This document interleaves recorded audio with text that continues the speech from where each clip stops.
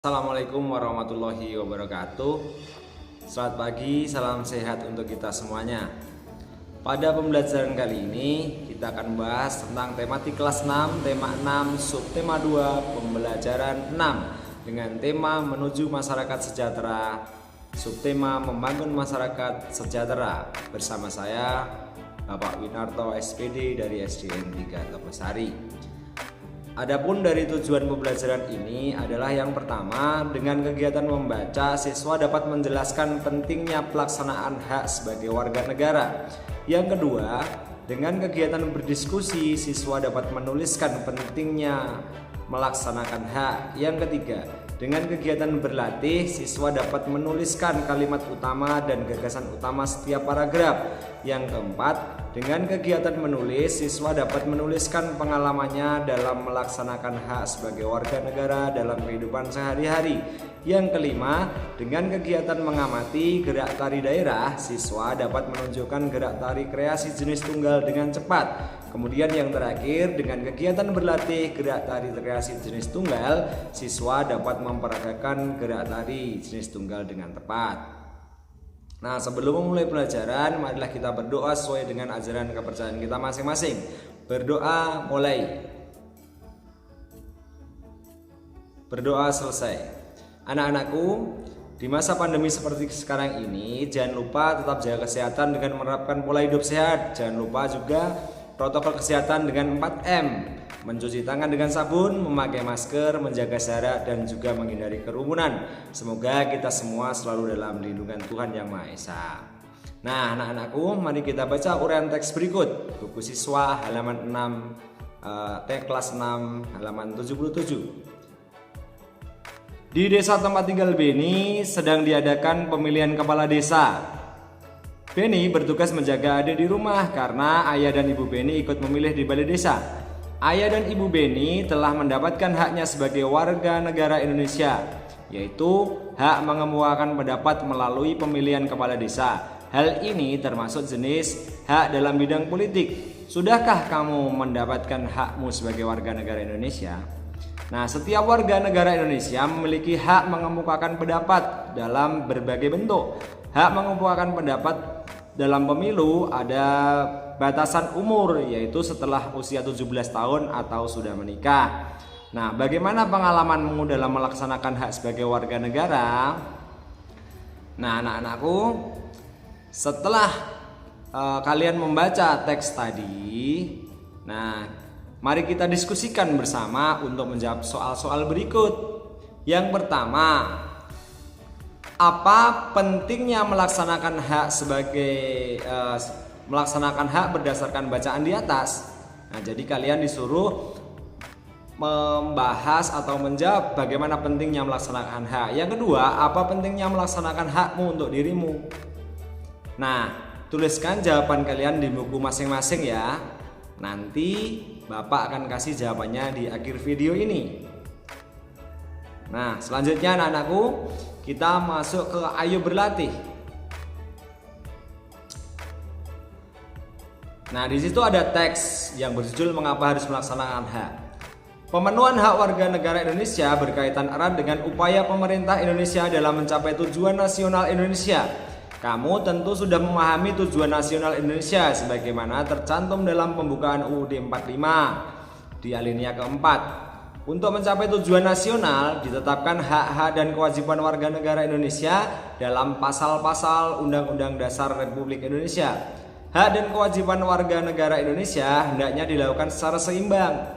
Tidak boleh hanya melaksanakan kewajiban ataupun sebaliknya. Biasanya mendahulukan kewajiban daripada menuntut hak. Dengan demikian akan mencapai kesejahteraan dan keharmonisan hidup berbangsa dan bernegara.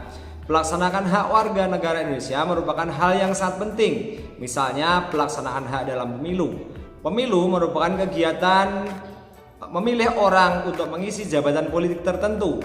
Keikutsertaan warga negara dalam pemilu sangat penting untuk menentukan kebijakan dalam kehidupan berbangsa dan bernegara. Dengan pemilihan secara langsung oleh rakyat, diharapkan pejabat politik Yang terpilih nanti bisa melaksanakan amanah rakyat dengan menjalankan pemerintah berdasarkan atas kedaulatan rakyat. Jadi kesejahteraan rakyat akan lebih diperhatikan. Nah, anak-anakku, kalian pahami bacaan tersebut ya. Kalian pahami, nanti akan ada pertanyaan-pertanyaan terkait dengan bacaan tersebut. Nah, selanjutnya anak-anakku, silakan baca kembali bacaan yang berjudul "Mengapa harus melaksanakan hak tadi" dengan cermat. Kemudian jelaskan informasi yang penting yang terdapat pada teks non-fiksi tersebut berdasarkan rumusan gagasan utama pada setiap paragraf. Nah, sebelum kita membahas mencari tentang gagasan utama dan juga kalimat utama, Bapak akan jelaskan perbedaan gagasan utama dengan kalimat utama. Gagasan utama atau ide pokok yaitu pokok masalah yang mendasari cerita yang bersifat abstrak atau implisit atau kata-kata kunci yang terdapat dalam kalimat utama. Cara untuk mengetahui kalimat utama, gagasan utama atau ide pokok yakni dengan cara bacalah sebuah wacana kemudian buat pertanyaan. Wacana itu membahas tentang apa? Nah, itulah gagasan utama atau ide pokok. Selanjutnya untuk kalimat utama yaitu realisasi dari ide pokok yang berupa pernyataan atau kalimat utuh yang terletak di awal atau di akhir paragraf. Kalimat utama merupakan kalimat inti yang digunakan sebagai acuan pengembangan paragraf tersebut. Nah, begitulah anak-anakku penjelasannya. Jadi sekarang kita ke kesimpulan. Gagasan utama atau ide pokok adalah topik yang dibicarakan dalam sebuah paragraf. Sedangkan kalimat utama adalah kalimat inti yang bersifat umum dengan diikuti kalimat-kalimat penjelas ataupun sebaliknya.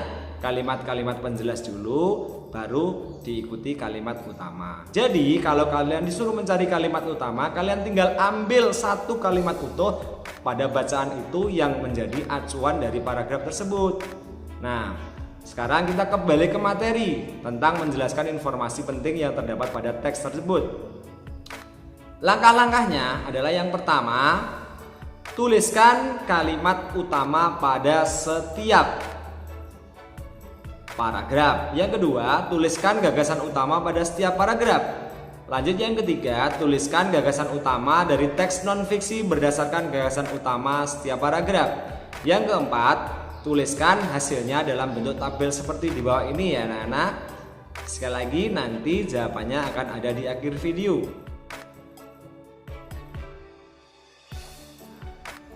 Selanjutnya kita ke ayo menulis. Selanjutnya anak-anakku, perhatikan. Sebagai warga negara Indonesia yang baik, tentu kamu sudah melaksanakan hak. Coba kalian tuliskan pengalamanmu melaksanakan hak sebagai warga negara. Tuliskan hak dan ketentuan hukum yang menjamin hak tersebut. Kemudian ceritakan bentuk pelaksanaan dan manfaat yang kamu peroleh dengan terlaksananya hakmu sebagai warga negara Indonesia. Nah, jawaban kalian ditulis di hasil pengalaman. Coba kalian tuliskan, nanti Pak Guru akan kasih jawaban di akhir video lagi. Nah, selanjutnya kita ke ayo mengamati. Nah, di samping ada gambar. Di situ ada gambar tarian. Nah, amatilah gambar tarian di samping. Gerak tari tersebut merupakan lanjutan dari gerak tari pada pembelajaran 4. Gerak tari ini bertemakan pahlawan anak-anak. Berikut gerakannya ya. Yang pertama, berlari-lari kecil membuat lingkaran ke kanan lalu ke kiri, kemudian meluruskan tangan ke kanan dan ke kiri ke arah kaki jinjit. Sekali lagi perhatikan gambarnya. Lanjut ke gambar yang kedua. Memainkan tongkat. Tongkat diluruskan ke arah samping kanan, kemudian lurus ke atas lagi dan ke samping kanan kembali. Perhatikan arah pandangan kepala sesuai gambar. Gerak tersebut dilakukan 4 kali 4 hitungan. Nah, coba kalian praktekkan ya. Nah, kira-kira pembelajaran kali ini hanya sampai di situ. Seperti yang Bapak janjikan tadi, jawabannya akan ada di akhir video. Silahkan disimak. Inilah jawabannya anak-anak.